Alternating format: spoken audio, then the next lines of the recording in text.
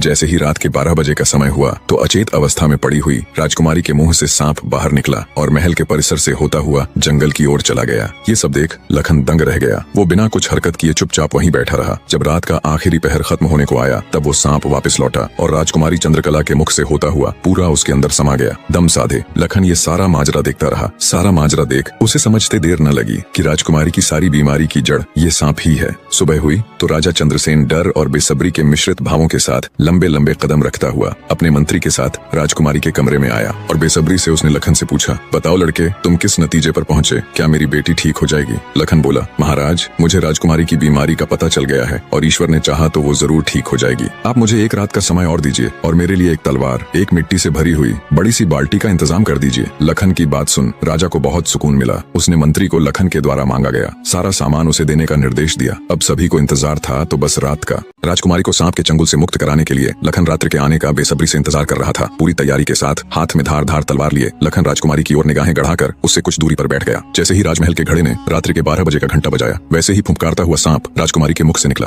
तो उसके इंतजार में बैठे लखन ने अपनी धार तलवार से उस पर तेजी से ऐसा वार किया कि तुरंत सांप 2 टुकड़ों में जमीन पर बिखर गया। लखन ने सांप के दोनों टुकड़ों को उठाकर रेत से भरी बाल्टी के अंदर दबा दिया और सुबह होने से पहले ही बाल्टी समेत मृत सर्प को जंगल में ले जाकर उसे आग के हवाले कर दिया और वापस राजमहल लौट आया। तब तक सुबह होने का समय भी करीब हो चला था। राजमहल जब लखन ने राजकुमारी चंद्रकला को जगाया तो हमेशा अचेत अवस्था में रहने वाली राजकन्या तुरंत उठकर बैठ गई, क्योंकि अब उसके अंदर से वो सर्प निकल चुका था तो उसका प्रभाव भी खत्म हो चुका था। राजकुमारी उठते ही हैरान थी। उसे ऐसा लग रहा था जैसे पता नहीं वो कितने सालों से नींद में थी। जब लखन ने राजकुमारी से उसके स्वास्थ्य के बारे में पूछा तो अचंभित राजकुमारी ने अपने आप को बिल्कुल ठीक बताया। तब तक सुबह भी हो चुकी थी। उधर राजा भी पूरी रात सोया नहीं था। उसे बस इंतजार था तो सुबह का। जैसे ही सुबह हुई राजा बेसब्री से भागा राजकुमारी के कक्ष में आया। जब उसने बिल्कुल सही सलामत अपनी बेटी को बैठे और बात करते पाया तो उसकी खुशी का ठिकाना न रहा। आंखों में अश्रु लिए राजा ने तुरंत अपनी लाडली बेटी को गले लगा लिया। भरे हृदय से राजा ने हाथ जोड़कर लखन का शुक्रिया अदा किया और अपनी शर्त के अनुसार राजकुमारी चंद्रकला का विवाह लखन के साथ कर दिया। जब राजा ने लखन को अपना आधा राज्यपाट देना चाहा तो लखन ने राज्य लेने से साफ मना कर दिया। ऐसा स्वाभिमानी दामाद पाकर राजा चंद्रसेन खुशी से फूला नहीं समाया। उसने खुशी खुशी बहुत सारा धन देकर अपनी बेटी चंद्रकला को लखन के साथ विदा कर दिया। जब राजकुमारी चंद्रकला को ले लखन अपने राज्य उज्जैन नगरी पहुंचा तो उसकी भाभी समेत पूरे परिवार ने उन दोनों का हार्दिक स्वागत किया। लखन खुशी खुशी अपनी नवविवाहिता पत्नी राजकुमारी चंद्रकला के साथ रहने लगा। कुछ ही दिन बाद उज्जैन नगर में एक भव्य समारोह था जिसमें राजकुमारी चंद्रकला भी अपनी भाभी के साथ समारोह देखने गई हुई थी। तभी मेले में दूसरी तरफ से दैत्य दंभिकासुर ने प्रस्थान किया। इतने बड़े दानव को देख समारोह में हड़कंप मच गया। हर कोई अपनी जान बचाने के लिए इधर उधर भाग रहा था। दैत्य को देख राजकुमारी चंद्रकला भी अपनी भाभी के साथ जब समारोह से भाग कर जाने लगी तभी दंभिकासुर की नजर राजकुमारी चंद्रकला पर पड़ गई। राजकुमारी के रूप यौवन को देखते ही दानवराज दंभिकासुर उस पर मोहित हो गया। दैत्य अपने पूरे जीवन काल में बहुत सी स्त्रियों के साथ खेला था पर आज तक उसने इतनी सुंदर स्त्री कभी नहीं देखी थी। पलक झपकते ही उसने चंद्रकला को उठा लिया और उसे राज्य के बाहर अपनी गुफा में ले गया।